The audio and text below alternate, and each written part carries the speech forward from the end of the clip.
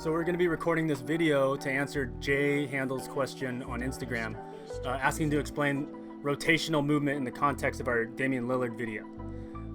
It's really a lot simpler than I made it sound in that. I get a little excited and wordy when I talk about that stuff, and you'll find out why. But to explain that, I want you to understand first, imagine you're boxing and you can only move in a straight line. And now you're boxing 50-year-old Mike Tyson, and he's torquing his hips and rotating around the ring. You're dead, right? That'd be the exact same thing in basketball as training your eurostep to move laterally instead of rotationally. And what you got to understand, in basketball, most coaches don't explain this. So you see a lot of kids repping their eurostep super hard, focusing on speed and sharp directional changes.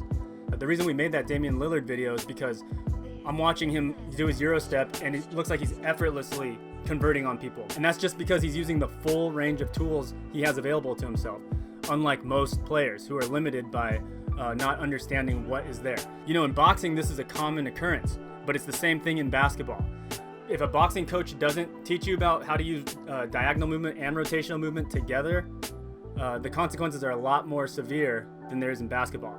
And that's why, I think it takes a little longer for the basketball community to evolve. But that's beside the point. The whole point of that Paradigm Shift series, it started out by watching Chris Paul and thinking this guy's about my size and he's able to just score on these giants and elite NBA players effortlessly. And why is that the case?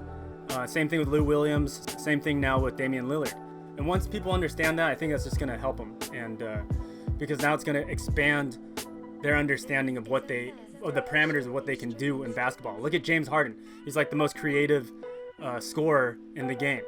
And he's borderline traveling on a lot of his plays, but he's finessing the rules in his favor and taking advantage of the rules. So that's creativity at its finest. So in Damian Lillard's eurostep, he's moving rotationally, so circularly around an axis point. And the reason that's so key is because he understands, probably intuitively, that most defenders rotate diagonally. So if your defender is rotating in a line diagonally and you're rotating around to the opposite side of his frame, you're going to be at a huge advantage. You're going to be in position to score. You're going to be on the other side of their back. But people don't think about that. I think people are just taught to rep it as intensely as possible and as sharp as possible. Look at James Harden's eurostep. Look at Manu Ginobili's eurostep. They're not using much energy when they're doing it. They can be drawn spontaneously, and thus they're more reactive. But anyways, once you rotate to the back of your defender, you now have a point of tangency, which is going to be your arm or your shoulders. And basically the point of tangency is just a straight line extending from the circle. The reason this is important is because now your shoulders or your arm are now at a different angle towards the backboard. So you can't just go straight up, right? Because the ball just go right back to you. Okay, it's the law of physics.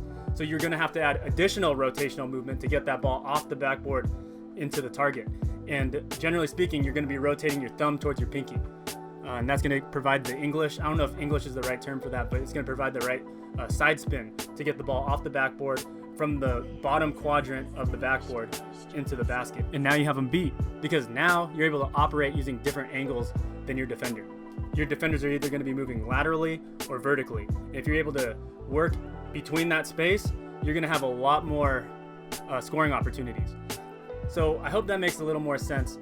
In as simple terms as possible, you have to understand that your defenders are going to be moving diagonally, and if you have a head start or a lead on them, you can use rotational movement to get on their back, and that's going to put you at a significant advantage. And in doing this, you're going to be able to do your eurostep under control because it's going to be slower, you're going to be using less energy, and it's going to be easier to draw from. And that's the most important thing. These moves have to be reactive. If they're not reactive, they're just things that you're going to use during warm-ups. You have to be able to use them on a human being. So yeah, hopefully that's been enlightening, and I hope that answered your question.